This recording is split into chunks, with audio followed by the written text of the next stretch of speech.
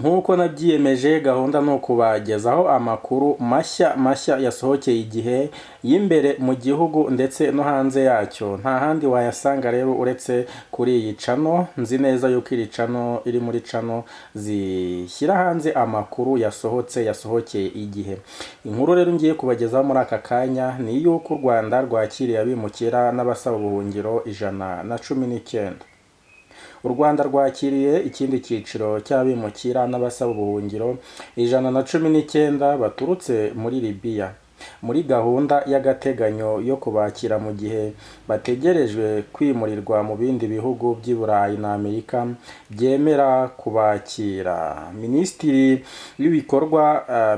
y'ibikorwa by'ubutabazi Minema yatangaje ko ababimukira n'abasaba ubuhungiro bageze i Kigali ku mugoroba wo kuri uyu wa kane tariki 26 Nzeri 2024, bakaba bagize icyiciro cya mbere u Rwanda rwakiriye nyuma yo kongera amasezerano azageza ku ya 31 Ukuboza 2025.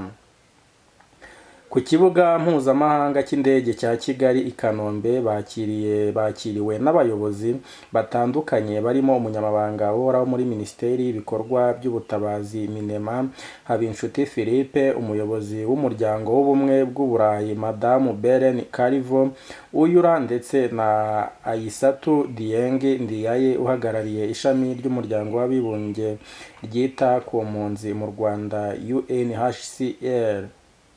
Iki cyiciro kigizwe n'abakomoka mu bihugu bitanu, aho abavuye muri Sudani ari 41, abavuye muri Eritrea bakaba ari 36, abo muri Sudani bakaba ari 12, abo muri Ethiopia bakaba ari 17, naho Sudani y'Epfo bakaba ari 13.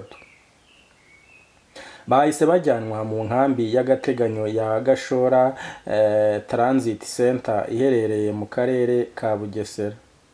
Mu mwaka wa 2019 nibwo u Rwanda rwagiranye amasezerano n'ishami ry'umuryango w'abibumbye ryita ku mpunzi ndetse n'umuryango wa Afurika yunze ubumwe ajyanye no kwakira mu buryo bw'agateganyo abimukira n'abasaba ubuhungiro baturutse muri Libya bashaka kujya ku mugabane w'i Burayi. Guverinoma y'u Rwanda igaragaza ko ifite ubushake bwo gutanga umusanzu mu gukemura ikibazo cy'abimukira n'abasaba ubuhunzi ndetse no gufasha abaturage bakeneye ubufasha. Nyuma yo gusinya ayo masezerano, itsinda rya mbere ry'izi mpunzi n'abimukira ryageze mu Rwanda tariki ya 26 Nzeri 2019. Icyo gihe ryari rigizwe n'abagera kuri 66. Kuva icyo gihe abarenga 2400 bamaze kwakirwa. Muri bo abagera ku 1835 bamaze kubona ibindi bihugu bibakira. Muri abo bamaze kwakirwa n'ibihugu baturutse mu Rwanda harimo abagera kuri 255 bakiriwe na Swede. Canada yakira 588, naho Norvège yakira 203, Ubufaransa bwakira 163, Finland yo yakiriye abagera kuri 206, Ubuholandi bwakira 52, Ububiligi bwakira 72, mu gihe Leta Zunze Ubumwe cyangwa se United States yakiriye 296. Abarimo Bushari, Papa Cyangwe na Aline Sano bategerejwe mu iserukiramuco ribanziriza kwita izina.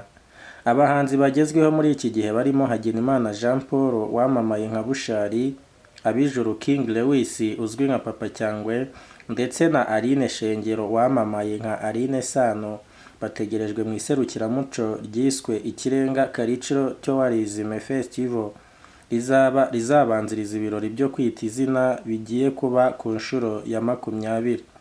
Ni iserukiramuco ry'ubuhanzi rigiye kuba ku nshuro ya 3, risanzwe ribera mu mujyi wa Musanze mbere y'uko umunsi wo kwita izina ugera.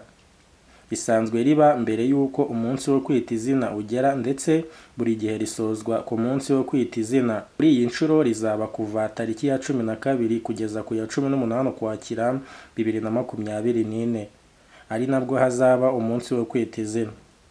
Rizaba ririmo abahanzi barimo umuhanzikazi Aline Sano, umuraperi Bushali, Syntex, umuraperi Papa Cyangwe, Payidi ubarizwa i Musanze, Ishara n'abandi benshi batandukanye. Bazaririmba mu gufungura iri serukiramuco mu birori bizaba tariki ya 12 Ukwakira 2024. Benshi muri aba bahanzi ni ubwa mbere bazaba bitabiriye iri rushanwa mu iserukiramuco. Ni mu gihe Bushali na Syntex bakoranye n'abaritegura mu bihe bigiye bitandukanye. Umuyobozi wa Ikirenga Arts and Cultural Promotion Hakizimana Pierre yabwiye Inyarwanda ko bahisemo aba bahanzi bashingiye ku bunararibonye bwa buri umwe afite ku giti cye.